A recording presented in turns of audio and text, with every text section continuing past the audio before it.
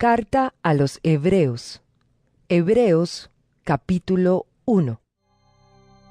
Dios, que muchas veces y de varias maneras habló a nuestros antepasados en otras épocas por medio de los profetas, en estos días finales nos ha hablado por medio de su Hijo. A éste lo designó heredero de todo y por medio de él hizo el universo. El Hijo es el resplandor de la gloria de Dios, la fiel imagen de lo que Él es, y el que sostiene todas las cosas con su palabra poderosa. Después de llevar a cabo la purificación de los pecados, se sentó a la derecha de la majestad en las alturas. Así llegó a ser superior a los ángeles en la misma medida en que el nombre que ha heredado supera en excelencia al de ellos. Porque, ¿a cuál de los ángeles dijo Dios jamás: Tú eres mi Hijo, hoy mismo te he engendrado? Y en otro pasaje: Yo seré su padre, y él será mi hijo. Además, al introducir a su primogénito en el mundo, Dios dice: Que lo adoren todos los ángeles de Dios. En cuanto a los ángeles, dice: Él hace de los vientos sus ángeles, y de las llamas de fuego sus servidores. Pero con respecto al Hijo, dice: Tu trono, oh Dios, permanece por los siglos de los siglos, y el cetro de tu reino es un cetro de justicia. Has amado la justicia y odiado la maldad. Por eso Dios, tu Dios, te ha ungido con aceite de alegría, exaltándote por encima de tus compañeros. También dice: En el principio, oh Señor, tú afirmaste la tierra, y los cielos son la obra de tus manos. Ellos perecerán, pero tú permaneces para siempre. Todos ellos se desgastarán como un vestido. Los doblarás como un manto y cambiarán como ropa que se muda. Pero tú eres siempre el mismo, y tus años no tienen fin. ¿A cuál de los ángeles dijo Dios jamás: Siéntate a mi derecha, hasta que ponga a tus enemigos por estrado de tus pies? ¿No son todos los ángeles espíritus dedicados al servicio divino, enviados para ayudar a los que han de heredar la salvación? Hebreos, capítulo 2. Por eso es necesario que prestemos más atención a lo que hemos oído, no sea que perdamos el rumbo.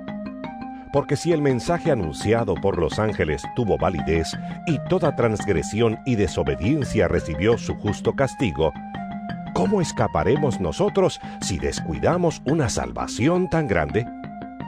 Esta salvación fue anunciada primeramente por el Señor, y los que la oyeron nos la confirmaron. A la vez, Dios ratificó su testimonio acerca de ella con señales, prodigios, diversos milagros y dones distribuidos por el Espíritu Santo según su voluntad. Dios no puso bajo el dominio de los ángeles el mundo venidero del que estamos hablando, como alguien ha atestiguado en algún lugar. ¿Qué es el hombre para que en él pienses? ¿Qué es el ser humano para que lo tomes en cuenta? Lo hiciste un poco menor que los ángeles y lo coronaste de gloria y de honra. Todo lo sometiste a su dominio. Si Dios puso bajo él todas las cosas, entonces no hay nada que no le esté sujeto. Ahora bien, es cierto que todavía no vemos que todo le esté sujeto. Sin embargo, vemos a Jesús, que fue hecho un poco inferior a los ángeles, coronado de gloria y honra por haber padecido la muerte. Así, por la gracia de Dios, la muerte que él sufrió resulta en beneficio de todos. En efecto, a fin de llevar a muchos hijos a la gloria, convenía que Dios, para quien y por medio de quien todo existe, perfeccionara mediante el sufrimiento al autor de la salvación de ellos. tanto el que santifica como los que son santificados tienen un mismo origen, por lo cual Jesús no se avergüenza de llamarlos hermanos cuando dice: Proclamaré tu nombre a mis hermanos, en medio de la congregación te alabaré. En otra parte dice: Yo confiaré en él. Y añade: Aquí me tienen, con los hijos que Dios me ha dado. Por tanto, ya que ellos son de carne y hueso, Él también compartió esa naturaleza humana para anular mediante la muerte al que tiene el dominio de la muerte, es decir, al diablo, y librar a todos los que por temor a la muerte estaban sometidos a esclavitud durante toda la vida. Pues ciertamente no vino en auxilio de los ángeles, sino de los descendientes de Abraham. Por eso era preciso que en todo se asemejara a sus hermanos para ser un sumo sacerdote fiel y misericordioso al servicio de Dios a fin de expiar los pecados del pueblo. Por haber sufrido él mismo la tentación, puede socorrer a los que son tentados. Hebreos capítulo 3. Por lo tanto, hermanos, ustedes que han sido santificados y que tienen parte en el mismo llamamiento celestial, consideren a Jesús, apóstol y sumo sacerdote de la fe que profesamos. Él fue fiel al que lo nombró, como lo fue también Moisés en toda la casa de Dios. De hecho, Jesús ha sido estimado digno de mayor honor que Moisés, así como el constructor de una casa recibe mayor honor que la casa misma. Porque toda casa tiene su constructor, pero el constructor de todo es Dios. Moisés fue fiel como siervo en toda la casa de Dios para dar testimonio de lo que Dios diría en el futuro.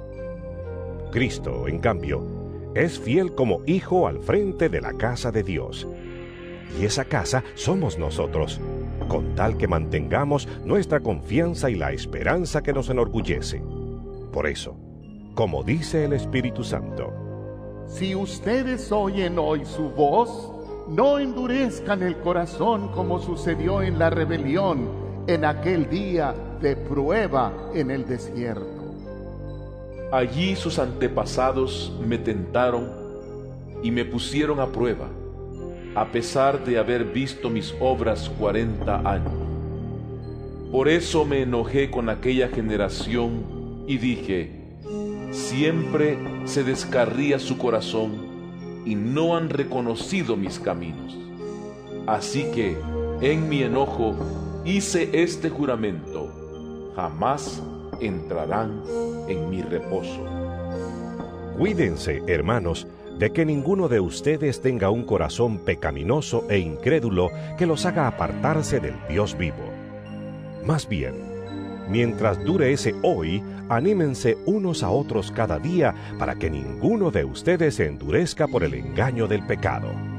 Hemos llegado a tener parte con Cristo con tal que retengamos firme hasta el fin la confianza que tuvimos al principio. Como se acaba de decir: Si ustedes oyen hoy su voz, no endurezcan el corazón como sucedió en la rebelión. Ahora bien, ¿quiénes fueron los que oyeron y se rebelaron? ¿No fueron acaso todos los que salieron de Egipto guiados por Moisés? ¿Y con quiénes se enojó Dios durante 40 años? ¿No fue acaso con los que pecaron, los cuales cayeron muertos en el desierto? ¿Y a quiénes juró Dios que jamás entrarían en su reposo, sino a los que desobedecieron? Como podemos ver, no pudieron entrar por causa de su incredulidad. Hebreos capítulo 4. Cuidémonos, por tanto, no sea que, aunque la promesa de entrar en su reposo sigue vigente, alguno de ustedes parezca quedarse atrás. Porque a nosotros, lo mismo que a ellos, se nos ha anunciado la buena noticia, pero el mensaje que escucharon no les sirvió de nada porque no se unieron en la fe a los que habían prestado atención a ese mensaje. En tal reposo entramos los que somos creyentes, conforme Dios ha dicho. Así que, en mi enojo, hice este juramento: jamás entrarán en mi reposo. Es cierto que su trabajo quedó terminado con la creación del mundo, pues en algún lugar se ha dicho así del séptimo día. Y en el séptimo día reposó Dios de todas sus obras. Y en el pasaje citado también dice: Jamás entrarán en mi reposo. Sin embargo, todavía falta que algunos entren en ese reposo, y los primeros a quienes se les anunció la buena noticia no entraron por causa de su desobediencia. Por eso, Dios volvió a fijar un día, que es hoy, cuando mucho después declaró por medio de David lo que ya se ha mencionado. Si ustedes oyen hoy su voz, no endurezcan el corazón. Si Josué les hubiera dado el reposo, Dios no habría hablado posteriormente de otro día. Por consiguiente, queda todavía un reposo especial para el pueblo de Dios, porque el que entra en el reposo de Dios descansa también de sus obras, así como Dios descansó de las suyas. Esforcémonos, pues, por entrar en ese reposo, para que nadie caiga al seguir aquel ejemplo de desobediencia. Ciertamente, la palabra de Dios es viva y poderosa, y más cortante que cualquier espada de dos filos. Penetra hasta lo más profundo del alma y del espíritu, hasta la médula de los huesos, y juzga los pensamientos y las intenciones del corazón. Ninguna cosa creada escapa a la vista de Dios. Todo está al descubierto, expuesto a los ojos de aquel a quien hemos de rendir cuentas. Por lo tanto, ya que en Jesús, el Hijo de Dios, tenemos un gran sumo sacerdote que ha atravesado los cielos, aferrémonos a la fe que profesamos. Porque no tenemos un sumo sacerdote incapaz de compadecerse de nuestras debilidades, sino uno que ha sido tentado en todo de la misma manera que nosotros, aunque sin pecado. Así que acerquémonos confiadamente al trono de la gracia para recibir misericordia y hallar la gracia que nos ayude en el momento que más la necesitemos. Hebreos capítulo 5.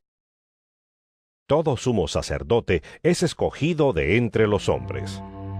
Él mismo es nombrado para representar a su pueblo ante Dios y ofrecer dones y sacrificios por los pecados. Puede tratar con paciencia a los ignorantes y extraviados, ya que él mismo está sujeto a las debilidades humanas. Por tal razón, se ve obligado a ofrecer sacrificios por sus propios pecados, como también por los del pueblo. Nadie ocupa ese cargo por iniciativa propia. Más bien, lo ocupa el que es llamado por Dios, como sucedió con Aarón.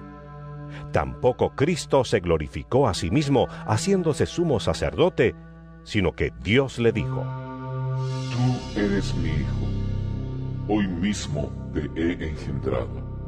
Y en otro pasaje dice: Tú eres sacerdote para siempre, según el orden de Melquisedec. En los días de su vida mortal, Jesús ofreció oraciones y súplicas con fuerte clamor y lágrimas al que podía salvarlo de la muerte, y fue escuchado por su reverente sumisión. Aunque era hijo, mediante el sufrimiento, aprendió a obedecer y, consumada su perfección, llegó a ser autor de salvación eterna para todos los que le obedecen. Y Dios lo nombró sumo sacerdote según el orden de Melquisedec. Sobre este tema tenemos mucho que decir, aunque es difícil explicarlo, porque a ustedes lo que les entra por un oído les sale por el otro.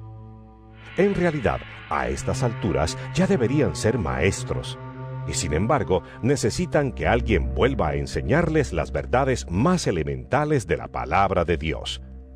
Dicho de otro modo, necesitan leche en vez de alimento sólido. El que solo se alimenta de leche es inexperto en el mensaje de justicia, es como un niño de pecho. En cambio, el alimento sólido es para los adultos, para los que tienen la capacidad de distinguir entre lo bueno y lo malo, pues han ejercitado su facultad de percepción espiritual. Hebreos capítulo 6. Por eso, dejando a un lado las enseñanzas elementales acerca de Cristo, avancemos hacia la madurez. No volvamos a poner los fundamentos, tales como el arrepentimiento de las obras que conducen a la muerte, la fe en Dios, la instrucción sobre bautismos, la imposición de manos, la resurrección de los muertos y el juicio eterno. Así procederemos si Dios lo permite. Es imposible que renueven su arrepentimiento aquellos que han sido una vez iluminados, que han saboreado el don celestial, que han tenido parte en el Espíritu Santo y que han experimentado la buena palabra de Dios y los poderes del mundo venidero, y después de todo esto se han apartado.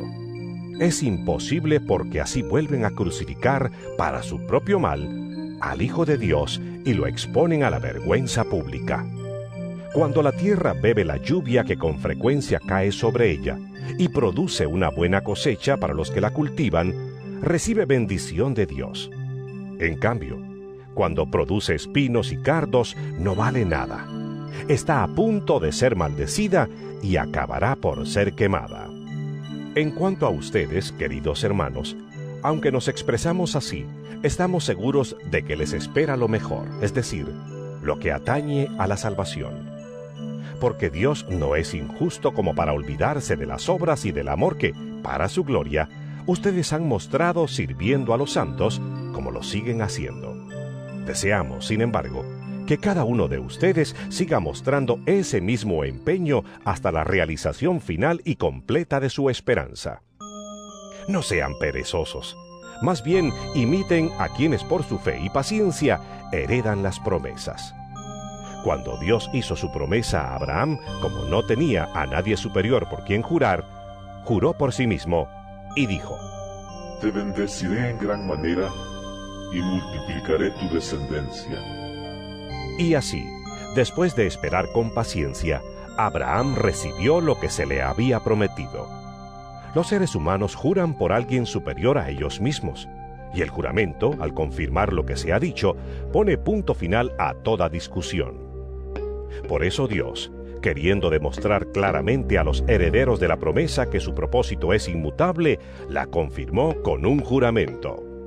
Lo hizo así para que, mediante la promesa y el juramento, que son dos realidades inmutables en las cuales es imposible que Dios mienta, tengamos un estímulo poderoso los que, buscando refugio, nos aferramos a la esperanza que está delante de nosotros. Tenemos como firme y segura ancla del alma una esperanza que penetra hasta detrás de la cortina del santuario, hasta donde Jesús, el precursor, entró por nosotros, llegando a ser sumo sacerdote para siempre, según el orden de Melquisedec. Hebreos capítulo 7. Este Melquisedec, rey de Salem y sacerdote del Dios Altísimo, salió al encuentro de Abraham, que regresaba de derrotar a los reyes, y lo bendijo. Abraham a su vez le dio la 10ª parte de todo. El nombre Melquisedec significa, en primer lugar, rey de justicia, y además, rey de Salem, esto es, rey de paz. No tiene padre, ni madre, ni genealogía. No tiene comienzo ni fin. Pero a semejanza del Hijo de Dios, permanece como sacerdote para siempre. Consideren la grandeza de ese hombre, a quien nada menos que el patriarca Abraham dio la 10ª parte del botín. Ahora bien, los descendientes de Leví que reciben el sacerdocio tienen, por ley, el mandato de cobrar los diezmos del pueblo, es decir, de sus hermanos, aunque estos también son descendientes de Abraham. En cambio, Melquisedec, que no era descendiente de Leví, recibió los diezmos de Abraham y bendijo al que tenía las promesas. Es indiscutible que la persona que bendice es superior a la que recibe la bendición. En el caso de los levitas, los diezmos los reciben hombres mortales. En el otro caso, los recibe Melquisedec, de quien se da testimonio de que vive. Hasta podría decirse que Leví, quien ahora recibe los diezmos, los pagó por medio de Abraham, ya que Leví estaba presente en su antepasado Abraham cuando Melquisedec le salió al encuentro. Si hubiera sido posible alcanzar la perfección mediante el sacerdocio levítico, pues bajo este se le dio la ley al pueblo, ¿qué necesidad había de que más adelante surgiera otro sacerdote según el orden de Melquisedec y no según el de Aarón? Porque cuando cambia el sacerdocio, también tiene que cambiarse la ley. En efecto, Jesús, de quien se dicen estas cosas, era de otra tribu de la cual nadie se ha dedicado al servicio del altar. Es evidente que nuestro Señor procedía de la tribu de Judá, respecto a la cual nada dijo Moisés con relación al sacerdocio. Y lo que hemos dicho resulta aún más evidente si, a semejanza de Melquisedec, surge otro sacerdote que ha llegado a serlo, no conforme a un requisito legal respecto al linaje humano, sino conforme al poder de una vida indestructible. Pues de él se da testimonio: Tú eres sacerdote para siempre, según el orden de Melquisedec. Por una parte, la ley anterior queda anulada por ser inútil e ineficaz, ya que no perfeccionó nada. Y por la otra, se introduce una esperanza mejor, mediante la cual nos acercamos a Dios. Y no fue sin juramento. Los otros sacerdotes llegaron a hacerlo sin juramento, mientras que éste llegó a hacerlo con el juramento de aquel que le dijo: El Señor ha jurado, y no cambiará de parecer. Tú eres sacerdote para siempre. Por tanto, Jesús ha llegado a ser el que garantiza un pacto superior. Ahora bien, como a aquellos sacerdotes la muerte les impedía seguir ejerciendo sus funciones, ha habido muchos de ellos. Pero como Jesús permanece para siempre, su sacerdocio es imperecedero. Por eso también puede salvar por completo a los que por medio de él se acercan a Dios, ya que vive siempre para interceder por ellos. Nos convenía tener un sumo sacerdote así, santo, irreprochable, puro, apartado de los pecadores y exaltado sobre los cielos. A diferencia de los otros sumos sacerdotes, él no tiene que ofrecer sacrificios día tras día, primero por sus propios pecados y luego por los del pueblo. Porque él ofreció el sacrificio una sola vez y para siempre, cuando se ofreció a sí mismo. De hecho, la ley designa como sumos sacerdotes a hombres débiles. Pero el juramento, posterior a la ley, designa al Hijo, quien ha sido hecho perfecto para siempre. Hebreos capítulo 8. Ahora bien, el punto principal de lo que venimos diciendo es que tenemos tal sumo sacerdote, aquel que se sentó a la derecha del trono de la majestad en el cielo, el que sirve en el santuario, es decir, en el verdadero tabernáculo levantado por el Señor y no por ningún ser humano. A todo sumo sacerdote se le nombra para presentar ofrendas y sacrificios, por lo cual es necesario que también tenga algo que ofrecer. Si Jesús estuviera en la tierra, no sería sacerdote, pues aquí ya hay sacerdotes que presentan las ofrendas en conformidad con la ley. Estos sacerdotes sirven en un santuario que es copia y sombra del que está en el cielo, tal como se le advirtió a Moisés cuando estaba a punto de construir el tabernáculo. Asegúrate de hacerlo todo según el modelo que se te ha mostrado en la montaña. Pero el servicio sacerdotal que Jesús ha recibido es superior al de ellos, así como el pacto del cual es mediador es superior al antiguo, puesto que se basa en mejores promesas. Efectivamente, si ese primer pacto hubiera sido perfecto, no habría lugar para un segundo pacto. Pero Dios, reprochándole sus defectos, dijo: Vienen días, dice el Señor, en que haré un nuevo pacto con la casa de Israel y con la casa de Judá. No será un pacto como el que hice con sus antepasados el día en que los tomé de la mano y los saqué de Egipto, ya que ellos no permanecieron fieles a mi pacto y yo los abandoné, dice el Señor. Este es el pacto que después de aquel tiempo haré con la casa de Israel, dice el Señor. Pondré mis leyes en su mente y las escribiré en su corazón. Yo seré su Dios, y ellos serán mi pueblo.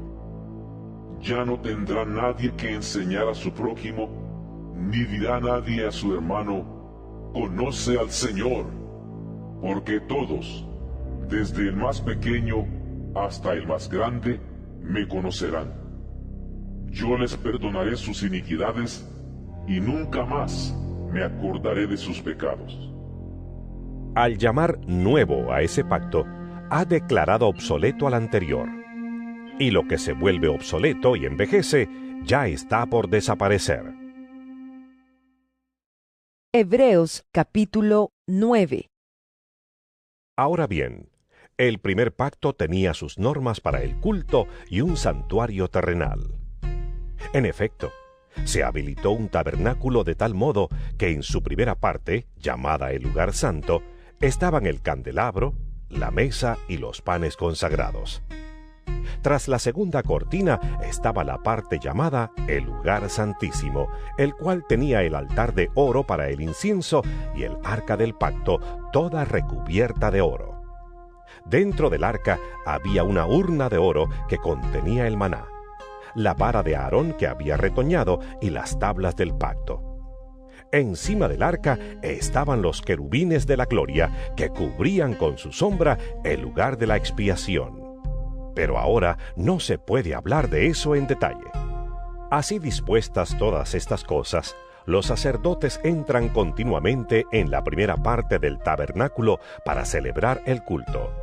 Pero en la segunda parte entra únicamente el sumo sacerdote y solo una vez al año, provisto siempre de sangre que ofrece por sí mismo y por los pecados de ignorancia cometidos por el pueblo. Con esto el Espíritu Santo da a entender que, mientras siga en pie el primer tabernáculo, aún no se habrá revelado el camino que conduce al lugar santísimo. Esto nos ilustra hoy día que las ofrendas y los sacrificios que allí se ofrecen no tienen poder alguno para perfeccionar la conciencia de los que celebran ese culto. No se trata más que de reglas externas relacionadas con alimentos, bebidas y diversas ceremonias de purificación, válidas solo hasta el tiempo señalado para reformarlo todo. Cristo, por el contrario, al presentarse como sumo sacerdote de los bienes definitivos en el tabernáculo más excelente y perfecto, no hecho por manos humanas, es decir, que no es de esta creación, entró una sola vez y para siempre en el lugar santísimo. No lo hizo con sangre de machos cabríos y becerros, sino con su propia sangre, logrando así un rescate eterno. La sangre de machos cabríos y de toros y las cenizas de una novilla rociada sobre personas impuras, la santifican de modo que quedan limpias por fuera. Si esto es así, cuanto más la sangre de Cristo, quien por medio del Espíritu Eterno se ofreció sin mancha a Dios, purificará nuestra conciencia de las obras que conducen a la muerte, a fin de que sirvamos al Dios viviente. Por eso Cristo es mediador de un nuevo pacto, para que los llamados reciban la herencia eterna prometida, ahora que Él ha muerto para liberarlos de los pecados cometidos bajo el primer pacto. En el caso de un testamento, es necesario constatar la muerte del testador, pues un testamento solo adquiere validez cuando el testador muere y no entra en vigor mientras vive. De ahí que ni siquiera el primer pacto se haya establecido sin sangre. Después de promulgar todos los mandamientos de la ley a todo el pueblo, Moisés tomó la sangre de los becerros junto con agua, lana escarlata y ramas de hisopo, y roció el libro de la ley y a todo el pueblo, diciendo: Esta es la sangre del pacto que Dios ha mandado que ustedes cumplan. De la misma manera, roció con la sangre el tabernáculo y todos los objetos que se usaban en el culto. De hecho, la ley exige que casi todo sea purificado con sangre, pues sin derramamiento de sangre no hay perdón. Así que era necesario que las copias de las realidades celestiales fueran purificadas con esos sacrificios, pero que las realidades mismas lo fueran con sacrificios superiores a aquellos. En efecto, Cristo no entró en un santuario hecho por manos humanas, simple copia del verdadero santuario, sino en el cielo mismo, para presentarse ahora ante Dios en favor nuestro. Ni entró en el cielo para ofrecerse vez tras vez, como entra el sumo sacerdote en el lugar santísimo cada año con sangre ajena. Si así fuera, Cristo habría tenido que sufrir muchas veces desde la creación del mundo. Al contrario, ahora, al final de los tiempos, se ha presentado una sola vez y para siempre a fin de acabar con el pecado mediante el sacrificio de sí mismo. Y así como está establecido que los seres humanos mueran una sola vez y después venga el juicio, también Cristo fue ofrecido en sacrificio una sola vez para quitar los pecados de muchos, y aparecerá por segunda vez, ya no para cargar con pecado alguno, sino para traer salvación a quienes lo esperan. Hebreos capítulo 10. La ley es sólo una sombra de los bienes venideros y no la presencia misma de estas realidades. Por eso nunca puede, mediante los mismos sacrificios que se ofrecen sin cesar año tras año, hacer perfectos a los que adoran. De otra manera, ¿no habrían dejado ya de hacerse sacrificios? Pues los que rinden culto, purificados de una vez por todas, ya no se habrían sentido culpables de pecado. Pero esos sacrificios son un recordatorio anual de los pecados, ya que es imposible que la sangre de los toros y de los machos cabríos quite los pecados. Por eso, al entrar en el mundo, Cristo dijo: A ti no te complacen sacrificios ni ofrendas. En su lugar me preparaste un cuerpo. No te agradaron ni holocaustos ni sacrificios por el pecado. Por eso dije: aquí me tienes. Como el libro dice de mí: he venido, oh Dios, a hacer tu voluntad. Primero dijo: sacrificios y ofrendas, holocaustos y expiaciones no te complacen ni fueron de tu agrado, a pesar de que la ley exigía que se ofrecieran. Luego añadió: aquí me tienes, he venido a hacer tu voluntad. Así quitó lo primero para establecer lo segundo. Y en virtud de esa voluntad somos santificados mediante el sacrificio del cuerpo de Jesucristo, ofrecido una vez y para siempre. Todo sacerdote celebra el culto día tras día ofreciendo repetidas veces los mismos sacrificios que nunca pueden quitar los pecados. Pero este sacerdote, después de ofrecer por los pecados un solo sacrificio para siempre, se sentó a la derecha de Dios, en espera de que sus enemigos sean puestos por estrado de sus pies. Porque con un solo sacrificio ha hecho perfectos para siempre a los que está santificando. También el Espíritu Santo nos da testimonio de ello. Primero dice: Este es el pacto que haré con ellos después de aquel tiempo, dice el Señor. Pondré mis leyes en su corazón y las escribiré en su mente. Después añade: y nunca más me acordaré de sus pecados y maldades. Y cuando estos han sido perdonados, ya no hace falta otro sacrificio por el pecado. Así que, hermanos, mediante la sangre de Jesús tenemos plena libertad para entrar en el lugar santísimo por el camino nuevo y vivo que Él nos ha abierto a través de la cortina, es decir, a través de su cuerpo. Y tenemos además un gran sacerdote al frente de la familia de Dios. Acerquémonos, pues, a Dios con corazón sincero y con la plena seguridad que da la fe, interiormente purificados de una conciencia culpable y exteriormente lavados con agua pura. Mantengamos firme la esperanza que profesamos, porque fiel es el que hizo la promesa. Preocupémonos los unos por los otros, a fin de estimularnos al amor y a las buenas obras. No dejemos de congregarnos como acostumbran hacerlo algunos, sino animémonos unos a otros, y con mayor razón ahora que vemos que aquel día se acerca. Si después de recibir el conocimiento de la verdad pecamos obstinadamente, ya no hay sacrificio por los pecados. Solo queda una terrible expectativa de juicio, el fuego ardiente que ha de devorar a los enemigos de Dios. Cualquiera que rechazaba la ley de Moisés moría irremediablemente por el testimonio de 2 o 3 testigos.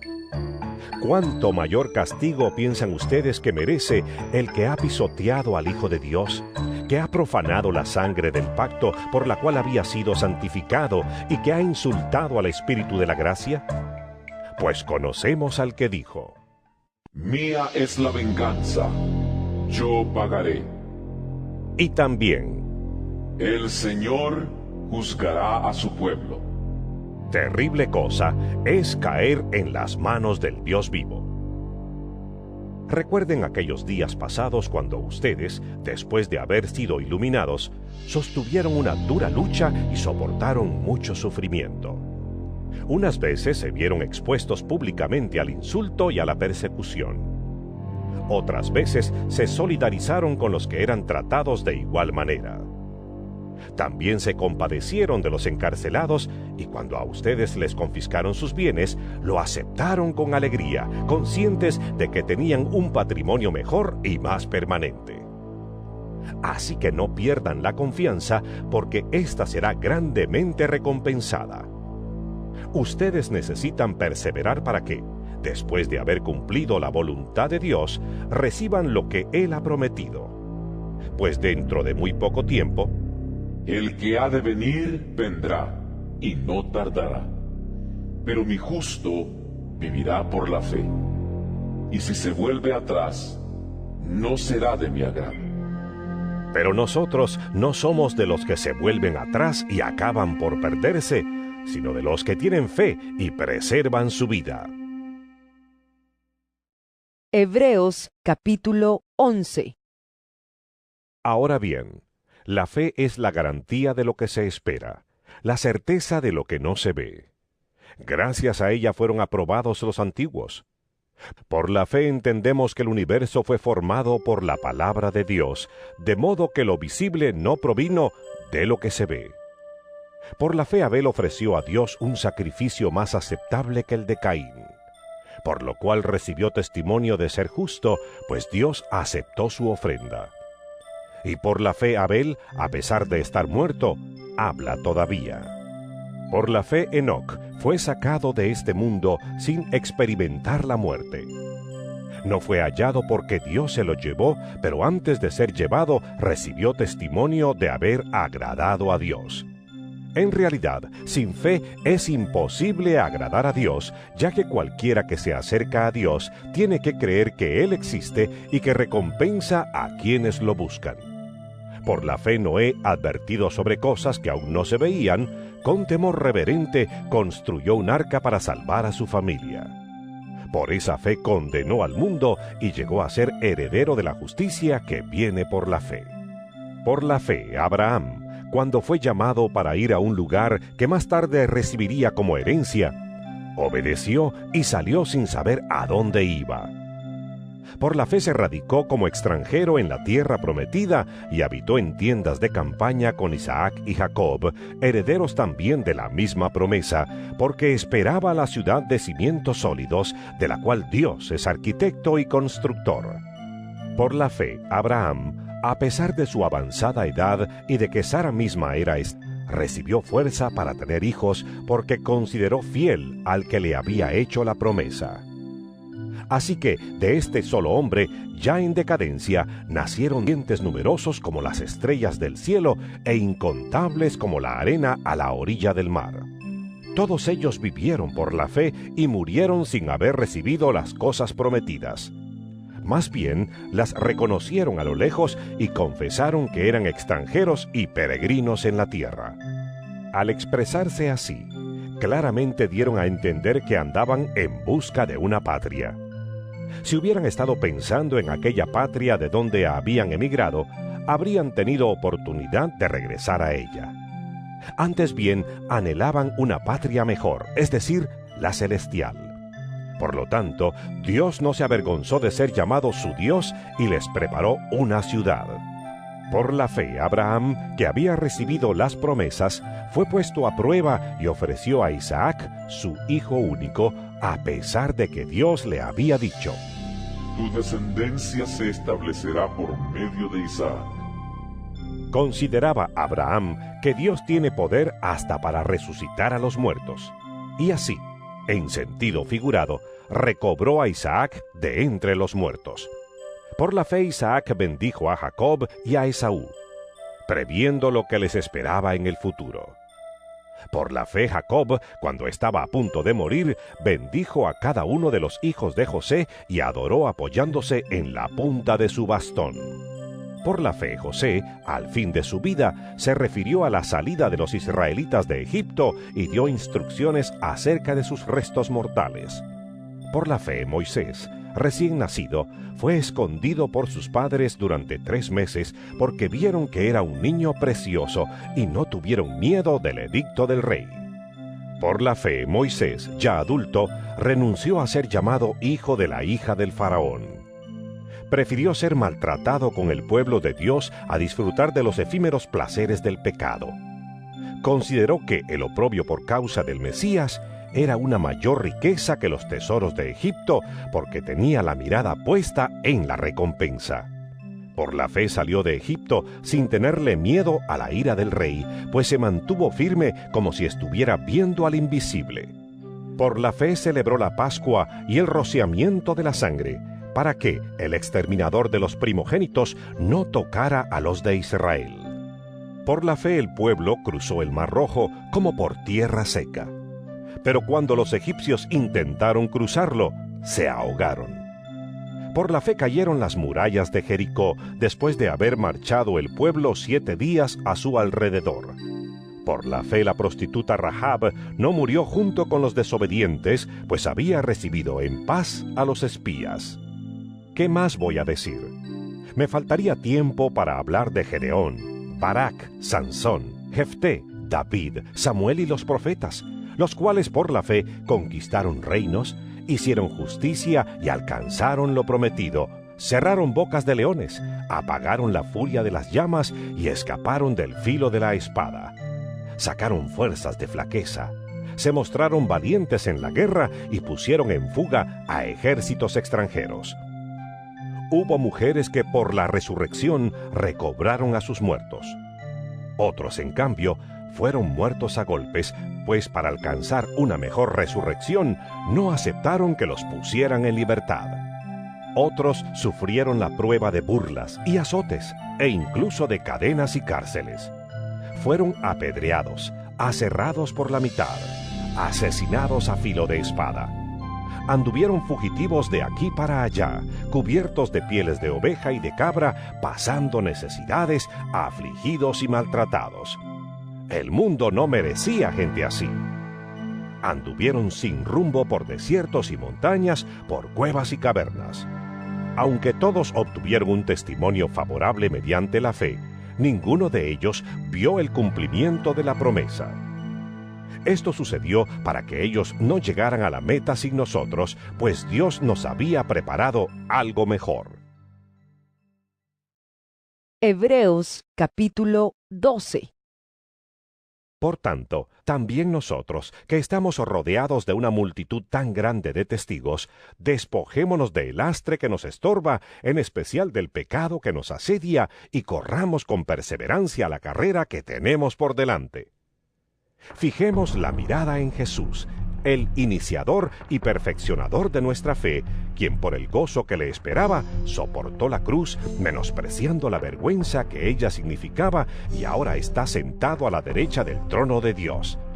Así pues, consideren a aquel que perseveró frente a tanta oposición por parte de los pecadores, para que no se cansen ni pierdan el ánimo. En la lucha que ustedes libran contra el pecado, todavía no han tenido que resistir hasta derramar su sangre. Y ya han olvidado por completo las palabras de aliento que como a hijos se les dirige.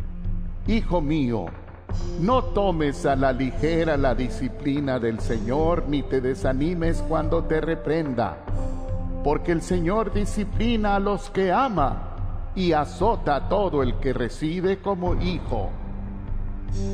Lo que soportan es para su disciplina, pues Dios los está tratando como a hijos. ¿Qué hijo hay a quien el Padre no disciplina? Si a ustedes se les deja sin la disciplina que todos reciben, entonces son bastardos y no hijos legítimos. Después de todo, aunque nuestros padres humanos nos disciplinaban, los respetábamos. ¿No hemos de someternos con mayor razón al Padre de los Espíritus para que vivamos? En efecto, Nuestros padres nos disciplinaban por un breve tiempo, como mejor les parecía. Pero Dios lo hace para nuestro bien, a fin de que participemos de su santidad. Ciertamente, ninguna disciplina, en el momento de recibirla, parece agradable, sino más bien penosa. Sin embargo, después produce una cosecha de justicia y paz para quienes han sido entrenados por ella. Por tanto, renueven las fuerzas de sus manos cansadas y de sus rodillas debilitadas. Hagan sendas derechas para sus pies, para que la pierna coja no se disloque, sino que se sane. Busquen la paz con todos y la santidad, sin la cual nadie verá al Señor. Asegúrense de que nadie deje de alcanzar la gracia de Dios, de que ninguna raíz amarga brote y cause dificultades y corrompa a muchos, y de que nadie sea inmoral ni profano como Esaú, quien por un solo plato de comida vendió sus derechos de hijo mayor. Después, como ya saben, cuando quiso heredar esa bendición, fue rechazado. No se le dio lugar para el arrepentimiento, aunque con lágrimas buscó la bendición. Ustedes no se han acercado a una montaña que se pueda tocar o que esté ardiendo en fuego, ni a oscuridad, tinieblas y tormenta, ni a sonido de trompeta, ni a tal clamor de palabras que quienes lo oyeron suplicaron que no se les hablara más, porque no podían soportar esta orden. Será apedreado todo el que toque la montaña, aunque sea un animal.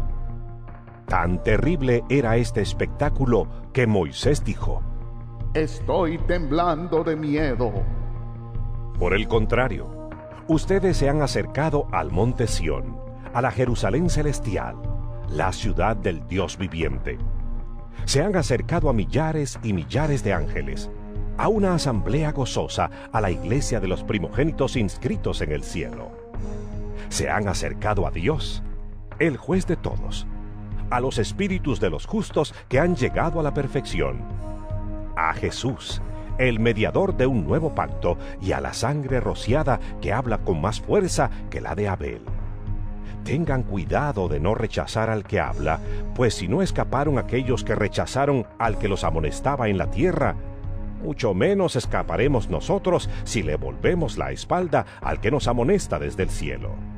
En aquella ocasión, su voz conmovió la tierra, pero ahora ha prometido: Una vez más, haré que se estremezca no solo la tierra, sino también el cielo. La frase "una vez más" indica la transformación de las cosas movibles, es decir, las creadas para que permanezca lo inconmovible. Así que nosotros, que estamos recibiendo un reino inconmovible, seamos agradecidos. Inspirados por esta gratitud, adoremos a Dios como a Él le agrada, con temor reverente, porque nuestro Dios es fuego consumidor. Hebreos capítulo 13. Sigan amándose unos a otros fraternalmente. No se olviden de practicar la hospitalidad, pues gracias a ella algunos, sin saberlo, hospedaron ángeles. Acuérdense de los presos, como si ustedes fueran sus compañeros de cárcel, y también de los que son maltratados, como si fueran ustedes mismos los que sufren. Tengan todos en alta estima el matrimonio y la fidelidad conyugal, porque Dios juzgará a los adúlteros y a todos los que cometen inmoralidades sexuales. Manténganse libres del amor al dinero y conténtense con lo que tienen, porque Dios ha dicho: Nunca te dejaré, jamás te abandonaré. Así que podemos decir con toda confianza: el Señor es quien me ayuda, no temeré. ¿Qué me puede hacer un simple mortal? Acuérdense de sus dirigentes que les comunicaron la palabra de Dios. Consideren cuál fue el resultado de su estilo de vida e imiten su fe. Jesucristo es el mismo ayer y hoy y por los siglos. No se dejen llevar por ninguna clase de enseñanzas extrañas. Conviene que el corazón sea fortalecido por la gracia y no por alimentos rituales que de nada aprovechan a quienes los comen. Nosotros tenemos un altar del cual no tienen derecho a comer los que ofician en el tabernáculo. Porque el sumo sacerdote introduce la sangre de los animales en el lugar santísimo como sacrificio por el pecado, pero los cuerpos de esos animales se queman fuera del campamento. Por eso también Jesús, para santificar al pueblo mediante su propia sangre, sufrió fuera de la puerta de la ciudad. Por lo tanto, salgamos a su encuentro fuera del campamento, llevando la deshonra que él llevó, pues aquí no tenemos una ciudad permanente, sino que buscamos la ciudad venidera. Así que ofrezcamos continuamente a Dios, por medio de Jesucristo, un sacrificio de alabanza, es decir, el fruto de los labios que confiesan su nombre. No se olviden de hacer el bien y de compartir con otros lo que tienen, porque esos son los sacrificios que agradan a Dios. Obedezcan a sus dirigentes y sométanse a ellos, pues cuidan de ustedes como quienes tienen que rendir cuentas. Obedézcanlos a fin de que ellos cumplan su tarea con alegría y sin quejarse, pues el quejarse no les trae ningún provecho. Oren por nosotros, porque estamos seguros de tener la conciencia tranquila y queremos portarnos honradamente en todo. Les ruego encarecidamente que oren para que cuanto antes se me permita estar de nuevo con ustedes. El Dios que da la paz levantó de entre los muertos al gran pastor de las ovejas, a nuestro Señor Jesús, por la sangre del pacto eterno. Que Él los capacite en todo lo bueno para hacer su voluntad. Y que, por medio de Jesucristo, Dios cumpla en nosotros lo que le agrada. A Él sea la gloria por los siglos de los siglos. Amén. Hermanos, les ruego que reciban bien estas palabras de exhortación, ya que les he escrito brevemente. Quiero que sepan que nuestro hermano Timoteo ha sido puesto en libertad. Si llega pronto, iré con él a verlos. Saluden a todos sus dirigentes y a todos los santos. Los de Italia les mandan saludos. Que la gracia sea con todos ustedes.